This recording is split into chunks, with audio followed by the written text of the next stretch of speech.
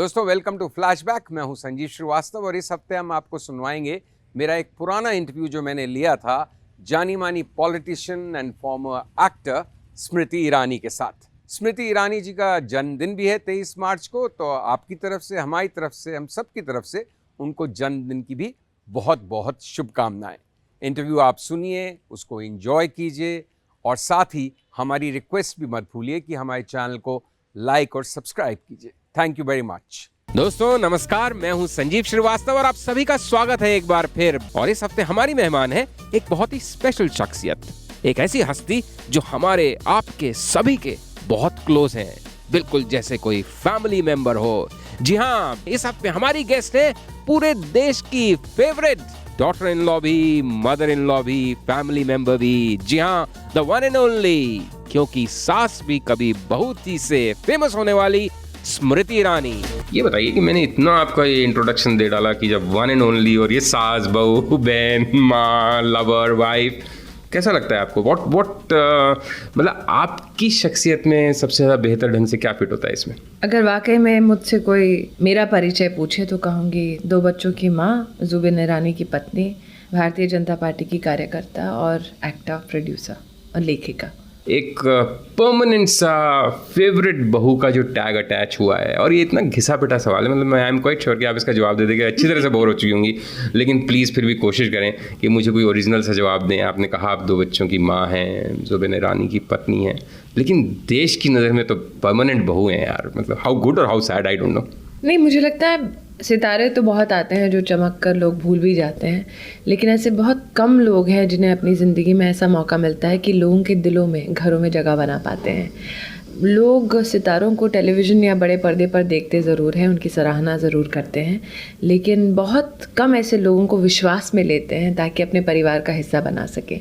तो जब आप मुझे परमानेंट बहू का खिताब देते हैं तो उस खिताब से मुझे कोई परहेज़ नहीं है, इनफैक्ट बहुत फ़ख्र होता है, क्योंकि इसका मतलब ये कि मैंने कहीं ना कहीं परिवारों में अपनी जगह बनाई है, परिवारों का विश्वास हासिल किया है, जो सच कहूँ इतना आसान नहीं है। बिल्कुल, मैं तो इसमें आपका यही कहने वाला था कि ये बिल्कुल आसान नहीं है, और एक इस अलग किस्म का इसका भी प्रेशर रहता होगा कि यार मुझे एक अच्छी बहू के तरह से ही जनता के बीच में भी दिखना है, या ऐसा कुछ कभी दिमाग में आता है? नहीं, प्रेशर शायद तब होता जब मुझ में और जो मैं चित्रण दे रही हूँ स्क्रीन पर, उसमें बहुत ज़मीन आसमान का फ़र्क होता।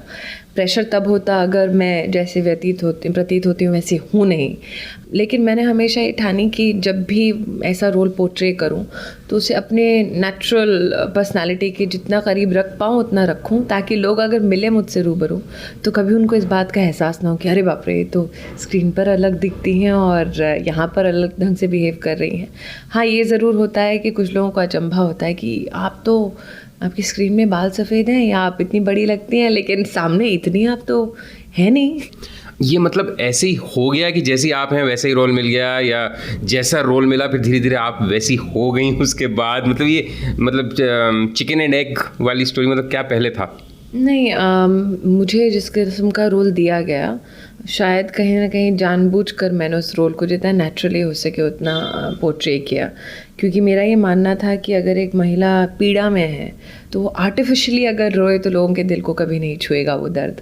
तो मैंने जब अपने सबसे विख्यात रोल की शुरुआत की, तभी अपने प्रोड्यूसर से कहा कि देखिए, मैं अगर आप चाहते हैं कि ये रोल लोगों के दिलों में जगह बनाए तो मुझसे जितना नेचुरली बन पाए मैं वैसा करना चाहूँगी। मतलब जितना मेरी मर्जी आएगी उतना रोऊंगी, नहीं तो नहीं रोऊंगी।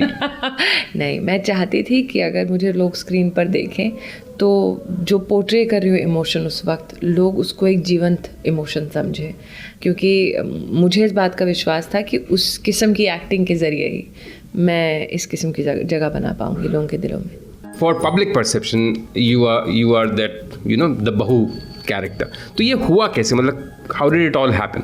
मैं 1998 में दिल्ली से मुंबई आई फेमिना मिस इंडिया में भाग लेने के लिए, और दिल्ली से जब रवाना हो रही थी तब मेरी माँ ने तो समर्थन दिया कि हाँ, अगर आप अपने दम पर कुछ बनना चाहती हैं तो जाएं और मेहनत करें और दुनिया में नाम रोशन करें। लेकिन मेरे पिताजी चूँकि एक बहुत कंजर्वेटिव नॉर्थ इंडियन बैकग्राउंड से हैं, उनको बिल्कुल ये बात गले नहीं उतरी कि उनकी बेटी मीडिया की बिज़नेस में या ब्यूटी के बिज़नेस में, नहीं, मेरा मिस इंडिया में जाना ब्यूटी के बिज़नेस में जाने की वजह से नहीं था। एकमात्र ऐसा क्षेत्र था मीडिया जिसमें मेरे पेरेंट्स कहीं सिफारिश करके नौकरी नहीं लगवा सकते थे। और मैं हमेशा से चाहती थी कि अगर ज़िंदगी में कुछ पाऊँ तो अपने दम पर पाऊँ। तो जब मैंने बॉम्बे की ओर रुख किया तो मेरे पिताजी ने मुझसे कहा कि ये आप पैसे उधार ले लीजिए अगर आपको चाहिए, लेकिन लौटाइएगा और आपके पास 3 महीने का वक्त है। अगर कुछ बनता नहीं है आपके करियर का तो वापस आ जाइएगा, आपकी शादी करा देंगे। क्या बात है, मतलब टिपिकल फादर, बिल्कुल इस उम्मीद से पैसे दिए कि भाई खर्चा लड़की का अच्छी तरह से चल जाए, वापस आई जाएगी 3 महीने में और अपन भी बीच में लड़का वगैरह देख ही लेंगे। आई थिंक जब मैंने मीडिया में अपने करियर की शुरुआत की उस वक्त मीडिया महिलाओं के लिए इतना सेफ माना नहीं जाता था, स्पेशली छोटे घरों में, मिडिल क्लास फैमिलीज़ में। टैबलॉइड्स की वजह से लोगों का हमेशा एक ही सोच थी लोगों की कि बेटी को कहीं भी भेजो लेकिन इस क्षेत्र में मत भेजो काम करने के लिए। आज मीडिया में इतना एक्सप्लोजन है कि आप महिलाओं को बढ़ते देख रहे हैं, हर क्षेत्र में आगे आते देख रहे हैं, लेकिन 10 साल पहले ऐसा नहीं था। और जब फेमिना मिस इंडिया में फाइनलिस्ट घोषित की गई उसके बाद एहसास हुआ कि कंपटीशन तो ख़त्म, पैसे भी ख़त्म और नौकरी नहीं है। और तब एडवर्टाइजिंग एजेंसीज़ के चक्कर काटने लगी और साथ ही साथ पैसे इतने ख़त्म हो गए थे कि जेब में सिर्फ 200 रुपये बचे थे। मुझे आज भी अरे एक फ़ोन करती हैं अपने पापा को आप। नहीं, कहीं ना कहीं वो स्वाभिमान आड़े आ जाता था, क्योंकि हर रात हमारे पिताजी फ़ोन करके पूछते थे कि अगर मनमानी पूरी हो गई हो तो दिल्ली लौट आएँ आप। तो मैंने हर रात चिन अप करके उनको बोलती थी कि नहीं नहीं, आप जानते नहीं हैं, कल सुबह एक नई शुरुआत है और एक बहुत बड़ा कॉन्ट्रैक्ट मिलने वाला है। मेरे पिताजी बस हंसते थे फ़ोन पर और रख देते थे। इन्होंने 3 महीने के बाद जब नौकरी कहीं मिली नहीं, और मुझे आज भी याद है तब एक एडवर्टाइजिंग एजेंसी ने इनफैक्ट सुबह सुबह मुझे कहा एक ऑडिशन पे कि एक काम कीजिए मैडम, आप ज़रा दिल्ली वापस चली जाइए क्योंकि एक्टिंग आपसे होगी नहीं और हमें लगता है कि आप जैसी पढ़ी लिखी लड़की को मतलब किसी और नौकरी की तलाश करनी चाहिए। और ट्रेन से लौटते वक्त मैंने मिड डे में नौकरियों की जब क्लासिफाइड सेक्शन पढ़ा, उसमें देखा कि मैकडॉनल्ड्स में ज़रूरत है। तो मुझे लगा ग्रेजुएट की ज़रूरत है तो मतलब कोई अच्छी पोस्ट में ज़रूरत होगी। जब तक मैं पहुंची वहाँ तो मुझसे कहा गया कि एक ही नौकरी बची है। मैंने कहा टेक इट। मैंने पूछा भी नहीं क्या नौकरी है, तो कहते हैं 1800 मिलेंगे महीने के। मैंने कहा अभी तो 5 रुपये मिले तो भी नौकरी ले लेंगे। And when I landed up I thought that I'll be, taken to a managerial post or some kind of an associate's post. उन लोगों ने सीधे किसी कैबिन में पीछे बैठ के वहाँ से ऑर्डर देंगी सबको कि भाई थोड़ा ज़्यादा बेहतर फ्राई करें। ज़्यादा से ज़्यादा क्लार्क की नौकरी मिल जाएगी। वहाँ गए, हाथ में झाड़ू थमा दिया, तो कहते आपकी शुरुआत यहाँ से होगी। मैंने कहा चलिए यही सही। झाड़ू पोछा और ट्रेज साफ़ करना और लोगों से कहना welcome to McDonald's, how can I serve you. 1.5 महीने ये किया, साथ ही साथ ऑडिशंस कर रही थी। और एक ऑडिशन में मुझे एक कोऑर्डिनेटर ने बुलाया और कहा कि आ जाइए जल्दी नीरजा गुलेरी के ऑफिस में। मैंने कहा क्या भाई, अभी इतनी क्या ज़रूरत है कि आप शाम को 7 बजे मुझे बोल रहे हैं। उन्होंने कहा नहीं, नीलम कोठारी बीमार पड़ गई हैं और एक शो आता है स्टार प्लस में, आता था कि बेक मंजू लाला, उन्होंने कहा उसका एंकर नहीं है। तो मैंने कहा चलिए, मेरे घर के पास था, मैं गई और श्रेय गुलेरी वहाँ पर जो प्रोड्यूसर डायरेक्टर हैं वो लोगों का इंटरव्यू ले रहे थे। तो उन्होंने मुझसे पूछा कि एक बात बताइए, ऑडिशन देने से पहले आपको हिंदी आती है? मैंने कहा ये बहुत विचित्र प्राणी है कि मतलब हमारे देश में हम ही से पूछ रहे हैं कि हमको राष्ट्रभाषा आती है कि नहीं। मैंने कहा हाँ सर आती है। इसे तो ये स्क्रिप्ट पढ़िए। तो मैंने 5 मिनट शायद स्क्रिप्ट पढ़ी हो। उन्होंने कहा कि चलो we need selected, we need to shoot tonight. And I felt that that's one of the weirdest shoots ever. And I said ठीक है, आप ये तो बताएं पैसे कितने मिलेंगे। तो उन्होंने कहा ज़्यादा से ज़्यादा एक काम कीजिए, 2000 आपको मिलेंगे। And I was ecstatic. मैंने कहा अरे यहाँ पे झाड़ू पोछा मार के महीने का 1800 कमा रही हूँ और यहाँ पे एक शॉट में 2000। मैंने कहा take you. I call my dad, I said I am on my way. My father said, how so? I said, I've just got, this one anchor thing. You know that anchor Neelam Kothari? She's not well and I'm taking her place. भाई नीलम कोठारी तो खासी star थी। हाँ, लेकिन वहाँ में मुझे मजबूरी में नौकरी मिली, ऐसा नहीं कि किसी ने। लेकिन रिप्लेस आपने एक जाने माने चेहरे को किया। मजबूरी में रिप्लेस किया, वो भी एक एपिसोड के लिए। और सुबह तक जितने ख्वाब पाले थे रात भर वो सब चकनाचूर हो गए, क्योंकि सुबह इस बात का एहसास हुआ कि मैं एक टेम्पररी रिलीफ फैक्टर थी एक एपिसोड के लिए। 1 हफ्ते बाद जब वो एपिसोड एयर हुआ तब मेरे यहाँ फ़ोन आया कि हम शोभा जी के ऑफिस से बोल रहे हैं। मैं जानती नहीं थी शोभा जी कौन। बालाजी से बोल रहे हैं। मैंने कहा I have absolutely no clue what you talking about. Jeetu ji को जानती हैं? मैंने कहा जी। तो उनकी पत्नी के ऑफिस से बोल रहे हैं, आप आइए मिले उनसे। I'd gone to meet the lady and she quite appreciated my work. Little did I know कि वही एपिसोड शोभा जी के साथ साथ 3-4 और प्रोड्यूसर्स ने उसी संडे देखा और सब ने मुझे एक हफ्ते में फ़ोन किया और कहा कि आपको ये फला प्रोजेक्ट मिल रहा है, आप काम कीजिएगा। And Shobha ji was accompanying me outside the house where she stopped by एकता's cabin and said, एकता इनसे मिली है, हमने इनको देखा पिछले संडे, बहुत बढ़िया काम किया। एकता ने बस मुझे ऊपर से नीचे एक बार देखा, बोला नाइस टू मीट यू, चली गई। क्या बात है। लेकिन आगे बढ़े उससे पहले आप नीलम कोठारी के घर के बाहर दिया बत्ती करती हैं ना प्रॉपर्ली?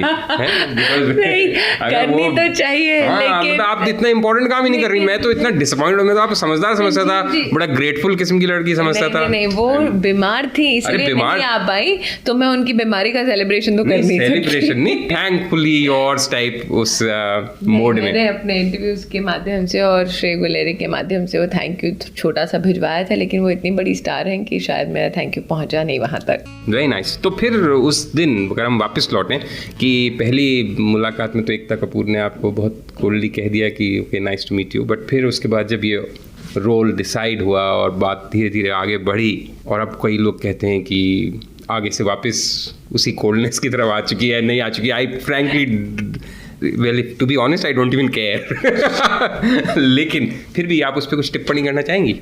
नहीं, मुझे लगता है 7 साल का ये सफ़र एकता के साथ बहुत लंबा सफ़र, जिसमें मेरी ओर से जितना बन पाया मैंने किया। आज जब मैं एक्टर्स को देखती हूँ जो घड़ी मिलाकर काम करते हैं कि भाई 9 बजे आएंगे, 10 बजे जाएंगे या फिर 7 बजे आएंगे, 2 बजे जाएंगे। जब हमने अपने काम की शुरुआत की उस वक्त बालाजी की भी एक एक्चुअली शुरुआत हो ही रही थी और एक जोश था हम सब में कि कुछ कर दिखाना है अलग दुनिया को, और वो जोश शायद स्क्रीन पर नज़र आता था कि एक फैमिली बनकर हम सब काम करते थे। और क्योंकि वो मेरे करियर में अपलिफ्टमेंट की शुरुआत थी और एक बालाजी के भी अपलिफ्टमेंट की शुरुआत, फेम के एक्सप्लोजन की शुरुआत थी, तो मेरे लिए सबसे सुनहरा दौर रहा। जितना प्यार लोगों से मुझे मिला उस रोल की वजह से, उतना ही मैंने उस रोल को दिया इन टर्म्स ऑफ मेरी मेहनत या डेडिकेशन। मुझे आज भी याद है कि चाहे तबीयत ख़राब हो, चाहे परिवार में कोई प्रसंग हो, त्यौहार हो, बहुत सारी कुर्बानियाँ दी गई ताकि उस रोल को ढंग से मैं पोर्ट्रे कर सकूं। बहुत सारी कुर्बानियाँ दी गई ताकि वो समय मैं उस रोल को दे सकूं। तो जब पलट कर देखती हूँ तो मुझे गम नहीं है इस बात का कि मैंने इतना संघर्ष किया या थोड़ा बहुत बलिदान दिया, क्योंकि लोगों ने उतना ही प्यार लौटाया मुझे। और वो प्यार सिर्फ उस रोल तक सीमित नहीं रहा, it flowed into my life and totally encompassed me as Smriti Irani. It was not limited to just that role. तो जब मैंने लेखिका के रूप में इंडस्ट्री में शुरुआत की, प्रोड्यूसर के रूप में वो शुरुआत की, तब मैंने लोगों का वो प्रोत्साहन, वो प्यार देखा कि बरकरार रहा। So at the end of the day, when I look back at the 7 years, all that I did, all the dedication, all the hard work, all the struggle and strife, it was worth it. और कभी उस पूरे दौर में जैसे miss India के contest के आप फाइनल में पहुंची, वो एक्सपीरियंस भी क्या अच्छा रहा था? मतलब उसमें भी मज़ा आया था, क्योंकि हम तो सिर्फ टेलीविज़न पे देखते हैं कि लड़कियां किस तरह से तैयार हो रही हैं, किस तरह से ग्रूम करी जा रही हैं, किस तरह से कॉम्पीट कर रही हैं, और फिर एंड में खैर इन दिनों लास्ट 2-3 साल से तो शायद उसका भी थोड़ा क्रेज़ कम हो गया, इतना ध्यान से देखा भी नहीं मैंने, बट कैसे से फिर सब एक जैसे जवाब दे देती थी फाइनल्स में, तो मतलब उसकी भी मेरा रुझान न्यूज़ की तरफ ज़्यादा रहता था, करंट अफेयर्स की तरफ ज़्यादा रहता था। तो पूरे ग्रुप में मुझे सिलेक्ट किया जाता था दूसरे कंटेस्टेंट्स कि सुबह की चाय स्मृति के साथ पीते हैं और पूछते हैं कि आज देश में विदेश में क्या हो रहा है। I was a walking talking newspaper in the contest and I always believed कि भाई आप हाजिर जवाब हों और ब्यूटी के खड्डे में आपकी मतलब brains will make you win, but that's not the reality of Miss India. You need to be extremely gorgeous apart from being well read to win the crown, and there's a big heavy dose of luck. लेकिन जब मैं पलट कर देखती हूँ कि उस वक्त की ये एहसास कि अरे बाप रे पैसे भी ख़त्म हो गए, कंपटीशन भी नहीं जीता, तब जो टूट गई थी मैं, आज जब पलट कर देखती हूँ तो मैं कहती हूँ अच्छा हो कि हार गई, वरना इस मुकाम पर नहीं होती। मैं फ्लैटर करने के लिए नहीं कह रहा कि काफ़ी कुछ आप ब्यूटी विद ब्रेन्स के कॉन्सेप्ट पे खरा उतरती हैं, लेकिन उसके साथ साथ मुझे ये भी लगता है कि बहुत मैच्योर सोच समझ के बोलना, और उसको स्कीमिंग सेंस में नहीं कह रहा मैं ऑनेस्टली, है मतलब एक बस समझदारी से बात करना, समझदारी से आगे बढ़ना, समझदारी की बात करने की कोशिश करना हमेशा, क्या ये भी आपकी मतलब पर्सनालिटी में शुरू से था, और यू कल्टिवेटेड इट 2-4 धक्के खा के और गिर के संभलना उस तरह से? आई थिंक उसका श्रेय आप मेरी अपब्रिंगिंग को दे सकते हैं। ज़िंदगी में हमेशा सोच समझ कर ही बोलना चाहिए, because words can come back to haunt you. तो ये तो I am the living proof of that. हमारे माँ बाप ने ज़्यादा श्रेय मैं अपने ग्रैंडफादर को दूंगी, जिनका बहुत बड़ा हाथ था मेरी परवरिश में। वो हमेशा कहते थे कि आप जिस तरह से अपने आप को कंडक्ट करते हैं वो सिर्फ आप पर रिफ्लेक्ट नहीं करती, आपके पूरे परिवार पर रिफ्लेक्ट करती है। तो ज़िंदगी में जब आप जाएं सोसाइटी में, तब ये बात ध्यान में रखें कि कहीं ना कहीं आपकी ये रिफ्लेक्शन, ये परछाई आपके परिवार पर पड़ने वाली है। तो अगर कोई हमसे आकर हमारी बेटी की बात करे तो इस ढंग से करे कि हमें भी फ़ख्र हो कि हाँ, स्मृति ईरानी हमारी बेटी है या हमारी बहू है। और ये बात इनग्रेन की गई बचपन से, और ये मूल्य लेकर आज भी हम चलते हैं। जहाँ तक कि बात करने के सलीके की बात आती है, तो उसका श्रेय भी मेरी माता जी और मेरे ग्रैंडफादर को जाता है। दोनों चलिए, बहुत अच्छी बातें कर ली, सब घर वालों को श्रेय दे दिया, अपब्रिंगिंग की बात होगी। लेकिन एक बात बताओ, और जो भी ऐसी सोच आई कि बिल्कुल सही बात है कि वर्ड्स आपको वापस हॉन्ट करने आ सकते हैं। अच्छी बात करने को कौन गलत कह सकता है, सही बात करना सही चीज़। लेकिन जो आप जैसे शम्मी कपूर की तारीफ कर रही थी कि क्या लाइफ और एनर्जी और अबैंडन के साथ नाचता था, तो एक इररिस्पॉन्सिबल तरीके से बोलना और जीने का भी तो अलग मज़ा है ना, वो तो फिर इस सब में नहीं हो सकता है। लेकिन डिपेंड करता है कि आप समाज में, अपने परिवार में क्या छवि अपनी अंकित करना चाहते हैं। रिस्पॉन्सिबल है, responsible to live life with gay abandon comes with a heavy price. अगर आप 2 बच्चों की माँ हैं तो आपको ये भी सोच के चलना पड़ता है कि आप जो कर रहे हैं उससे आपके बच्चे ज़िंदगी में कुछ सीखने वाले हैं। तो शायद हाँ, ये रिस्पॉन्सिबिलिटी कुछ ज़्यादा ही हैवी है। लेकिन मुझे ऐसा लगता है कि आप उससे पहले भी ऐसे सोच के बोलती थी कि मेरे आगे 2 बच्चे होंगे। नहीं, शायद आप कह सकते हैं कि ये सारी प्लानिंग और स्कीमिंग के मुताबिक है कि मैं ढंग से पेश आऊँ लोगों से और ढंग से बात करूँ और तोल मोल कर बोलूँ। लेकिन इस किस्म की अपब्रिंगिंग में या इस किस्म के बर्ताव में कोई खोट नहीं है। हाँ, मैं तो पहले कह रहा हूँ कि इसमें गलत बात थोड़ी है। जिनसे मेरा ब्याह हुआ है वो रियल लाइफ में शम्मी कपूर टाइप है। क्या बात है। Lots of energy in life, so I guess we balance out each other.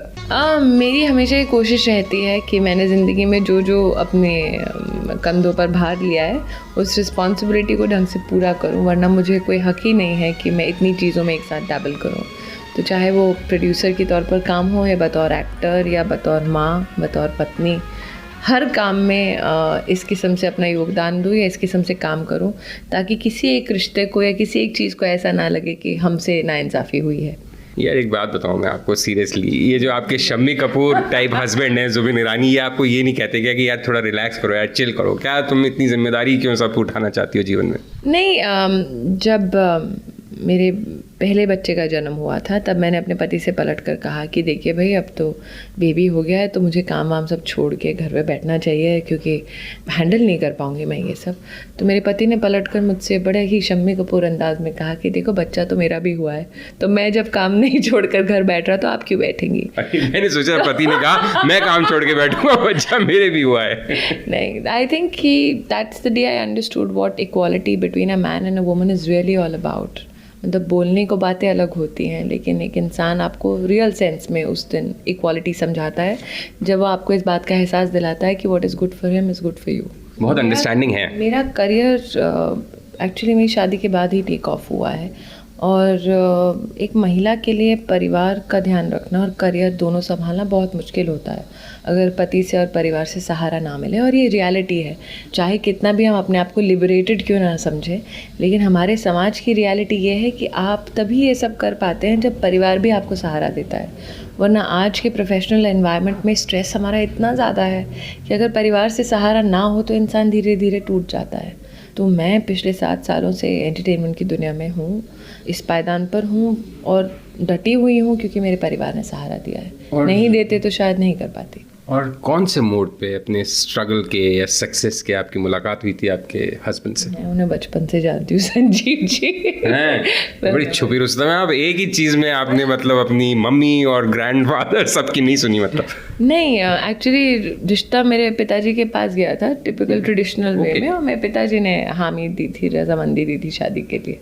Very nice. So but you, आप तो पंजाबी लड़की लगती हो मुझे. मैं एक्चुअली मेरी माताजी बंगाली हैं, उनकी माताजी असम से हैं.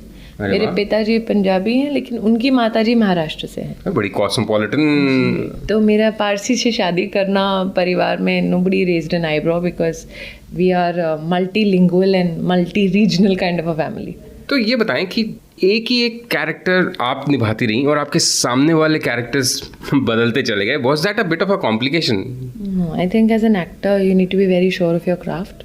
You need to be very sure of what kind of role that you're portraying and the growth of the role that you have kind of controlled or kind of crafted out yourself.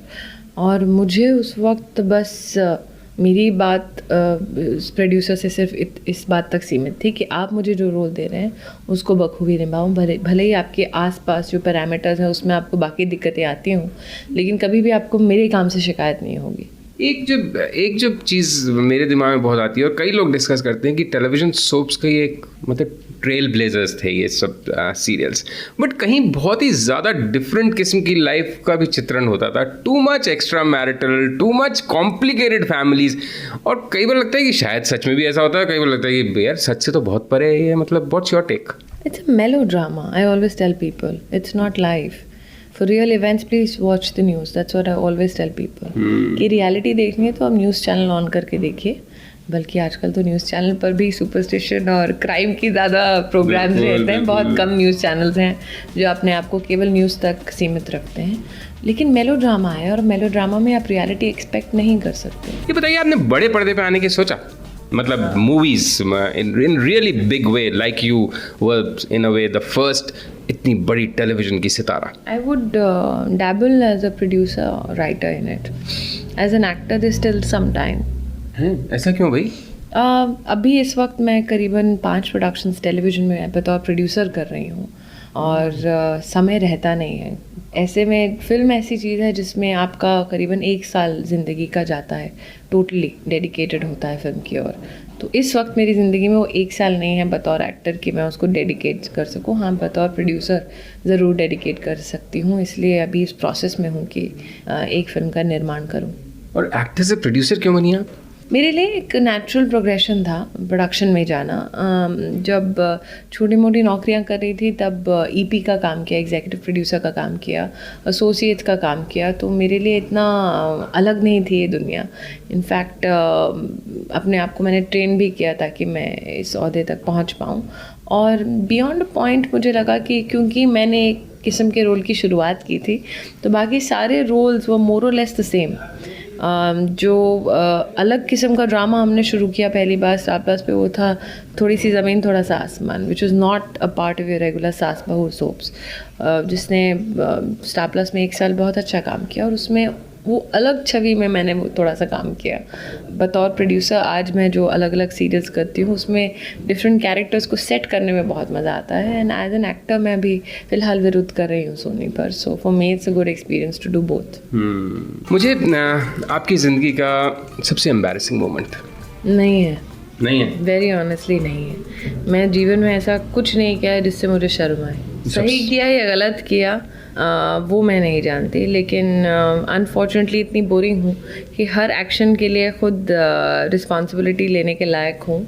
और किसी भी action से मैं embarrass नहीं होती हूँ क्योंकि मेरे लिए हर चीज़ जिसका कोई परिणाम निकलता है उससे ज़िंदगी में मैं सीख सकती हूँ और कुछ नहीं. बिगेस्ट हाई, सबसे exciting moment? I think the day I got married. Because my father said that till they don't formally get me married, I was so engrossed in my work that I would have never looked at, that aspect of my life and had a personal life. So for me, the biggest high was that I was at the threshold of a great career. I had my personal life settled and I saw that glow on my parents' face that thank God my daughter is completely settled. So for me, it was a high because I could make my parents proud in both ways, professionally and personally. और एक और बहुत घिसा पिटा सवाल, इतने stardom में ऐसा कौन सा कोई किस्सा है जो आपको बहुत ज़्यादा टच किया है, जिसने बहुत ज़्यादा खुशी दी? कोई अजीब व गरीब फ़ैन या फैंस या कोई ऐसा किस्सा, कुछ ऐसी बात हुई हो जिससे लगा यार बस क्या, मतलब इसीलिए तो मैं काम कर रही थी, ये सब हो गया खेल? एक संडे सुबह एक करीबन 70 साल के एक वृद्ध मेरे दरवाजे पे उन्होंने दस्तक दी और मैंने देखा कि वो चल नहीं पा रहे थे ढंग से, और मैंने उनको घर में आने के लिए आमंत्रण दिया तो उन्होंने इनकार किया, बस आए, मेरे सर पर हाथ रखा और चले गए। So for I think 5 minute तक तो मैं स्तब्ध थी, मैं थोड़ा सा हैरान थी कि ये है कौन, आए क्यों और ऐसे सर पर हाथ रख कर चले कैसे गए। I ran after him and I caught him and I said that was there something that I could have done for you? He said नहीं बेटा, आपको देखा, आपको आशीर्वाद दे पाए, यही मेरे लिए काफ़ी है। सो मैंने देखा कि वो लंगड़ा कर चल रहे थे, तो उन्होंने मुझसे कहा कि he is a member of a joint family, सबसे सीनियर है उस फैमिली में, लेकिन ज़िंदगी की दौड़ भाग में उसके बेटे और उनकी बहुएं शायद भूल जाती हैं कि वो भी हैं उस घर में। तो कहीं ना कहीं परिवार का अपने आप को एहसास दिलाने के लिए वो मुझसे मिलना चाहते थे। कहते थे हर रात को अकेला रहता हूँ घर पे, लेकिन देखता हूँ 10:30 बजे तुम्हें, तो कहीं ना कहीं मुझे लगा कि एक रिश्ता है, कि कोई एक है जिसको जाकर अगर मैं एक आशीर्वाद दे के निकल जाऊँ तो वो पलट कर आकर पूछेगी तो कि आप हैं कौन, क्या मैं आपकी मदद कर सकता हूँ। He said the very fact that you came after me and you asked me means I was not wrong about you, I was absolutely right. क्या बात है स्मृति ईरानी, सच में ये तो बहुत ही इट्स अ टचिंग स्टोरी। मतलब आपके शो से और आपके किरदार से उनको कहीं एक परिवार का एहसास होता था। आने वाले सालों में किस तरह की स्मृति ईरानी की लोग अपेक्षा करें या एक्सपेक्ट करें कि भाई ये करेंगी और वो करेंगी? मैं कभी प्लान नहीं करती हूँ संजीव जी। मैंने ज़िंदगी में एक ही चीज़ प्लान की थी। दिल्ली में मैंने एक पत्रकार बनने के लिए एप्लीकेशन दी थी एक विख्यात न्यूज़ चैनल को, जो रद्द हो गई थी। कौन सा न्यूज़ चैनल था? हम उसको बंद करवाएंगे। उसके बाद 1.5 महीने तक मैं बेचारी बैठी रही पोस्ट बॉक्स के पास, और मेरे पिता और मेरी माता जी डेली आके मुझसे कहते थे कि सपना छोड़ दो बेटा, तुम कुछ कंस्ट्रक्टिव करने की सोचो। तभी मैंने सोच लिया था कि भाई अब प्लानिंग वैनिंग नहीं करेंगे, एक एक दिन जैसा आएगा वैसे जिएंगे और खुलकर जिएंगे। अब तो जर्नलिस्ट बनने का भूत उतर चुका है ना अच्छी तरह। सच कहूँ तो अगर ये एक्टर का खिताब छीना जाए मुझसे, प्रोडक्शन सब बंद करवाई जाए मुझसे, तो आज भी आपकी तरह किसी सेलिब्रिटी का या किसी पॉलिटिशियन का इंटरव्यू लेने के लिए मेरा दिल बेकरार है। मैं इतनी देर से आपको बहुत इंटेलिजेंट लड़की समझ रहा था, लेकिन आपने फाइनली मुझे फिर गलत प्रूव कर दिया। Okay Smriti Irani, I really appreciate आपने अपने काम के बीच में हमारे लिए इतना समय निकाला और दिल खोल के बात करी। And I really enjoyed this conversation. I wish it could have been longer. So thank you very much ma'am. तो उम्मीद करता हूं दोस्तों कि आपको हमारा इंटरव्यू जो कि हमने well known politician and former actor Smriti Irani के साथ लिया था, आपने उसको एंजॉय किया होगा। Thank you very much for listening and please हमारी रिक्वेस्ट पर भी ध्यान दीजिएगा, हमारे चैनल को लाइक और सब्सक्राइब कीजिए, और अगर आपकी कोई टिप्पणी है, कमेंट है, तो वो भी ज़रूर लिखिए। Thanks very much once again. नमस्ते।